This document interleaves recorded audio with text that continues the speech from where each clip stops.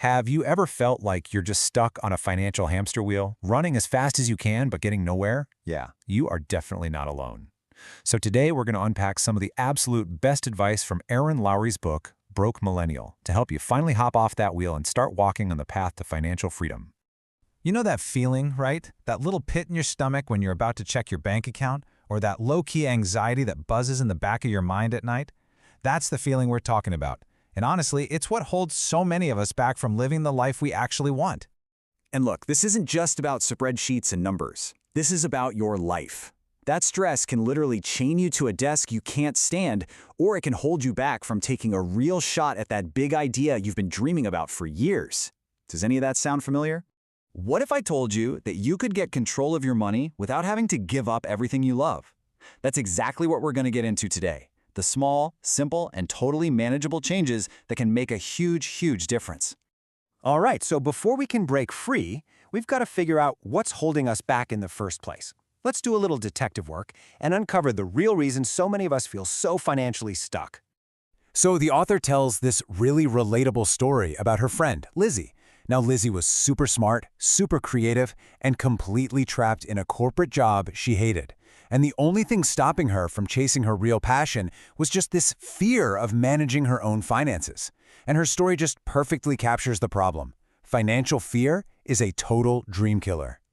So where does a fear like that even come from? I mean, we're not born with it. It's a story that we learn, a lot of the time without even realizing we're learning it. So it's time to uncover your own personal money story. Okay, just take a second, and I want you to really think about these questions. This isn't about blaming anyone or feeling bad about the past. It's just about understanding. Because once you can see those old patterns, you can finally start to rewrite your money story, for a much happier ending. Okay, so we've kind of diagnosed the problem. Now it's time to open up the toolkit. Think of this section as your financial first aid kit. It's not about some rigid one-size-fits-all plan. It's about finding the right tools that work for you and can help you heal your relationship with money. So let's look at two totally different ways to get a handle on your spending. First up is the cash diet. It's super physical. You literally put cash in different envelopes for things like groceries or going out. When the cash is gone, it's gone. Simple as that. Then there's the track every penny method. This is for all you data lovers. It might seem like a lot of work at first, but it gives you a crystal clear, no hiding from it picture of where your money is actually going. And you might be thinking, what's the point of all that tracking? Well, get this. The author's friend tried it and discovered she was spending $100 every single month on bottled water. Just by switching to a reusable bottle, she freed up over $1,000 a year. That is the kind of powerful insight tracking can give you.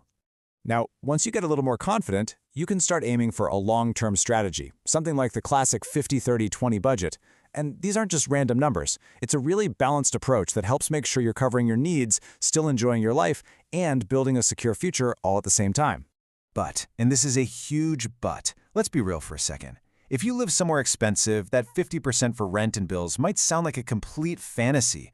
The book brings up Dwight in New York City. There was no way he could hit 20% for savings, so he just started where he was and adjusted as he made more money. The key point is, start where you are, not where you think you should be. Hey, you want an easy win? A total no-brainer? Make your savings actually work for you. That 0.01% interest you're getting from your big traditional bank, that's basically nothing. But online banks, since they don't have all the expensive buildings, can offer interest rates that are 10, 20, even 30 times higher. It's the same money, just growing way faster. All right, let's talk about the big one, credit cards. Are they your financial superpower or are they your kryptonite? Well, it really all depends on how you use them. It honestly all boils down to this one single golden rule. If you follow this rule, the credit card is your best friend. It builds your credit, it gives you rewards, it's great. But if you break this rule, it becomes your absolute worst enemy. It is that simple. Think about it this way. Paying your card in full every month is like walking on a smooth, flat road. It's easy. But paying just the minimum? That's like trying to walk up a steep, icy hill with a heavy backpack on. You're putting in effort, but you're barely getting anywhere. That's how a small purchase can slowly turn into a giant mountain of debt. So how do we make sure we don't fall into that credit card trap to begin with? Well, we build ourselves a safety net. Because life is going to throw curveballs at you, and a financial safety net is what's going to catch you when it does. Now, this is way more than just a financial strategy. It's really a statement about your own self-worth. When you decide to pay yourself first, you are telling yourself and the universe that your future is a top priority. So here's what that actually means in practice. Instead of spending your money all month and then trying to save whatever's left over, which is usually nothing, you flip the script. You treat saving like any other important bill. You pay yourself first the moment you get your paycheck. This guarantees you're building that safety net so that a flat tire or an unexpected vet bill doesn't instantly become high-interest credit card debt. Okay, so how big does this safety net need to be? Well, it kind of depends on where you're at right now. If you're wrestling with a lot of debt, your first goal is just to get a quick $1,000 buffer. If you're debt-free, you want to aim for about 6 months' worth of essential living expenses. And hey, if you're a freelancer with a less predictable income, a 9-month cushion can give you some serious peace of mind. Feeling a little overwhelmed? I get it. This can feel like a lot. But don't be. The journey to financial freedom doesn't start with some giant, scary leap. It starts with a single, small step. That's it, just 1%. If your job has a retirement plan, just start by contributing 1% of your paycheck. Or go into your bank app right now and set up an automatic transfer of just 1% of your income into a savings account. It is a number so small you honestly might not even notice that it's gone. That's really all it takes to get the ball rolling. Think of it like building a muscle. You don't walk into the gym for the first time and try to lift the heaviest weight, right? You start small and you build up your strength over time.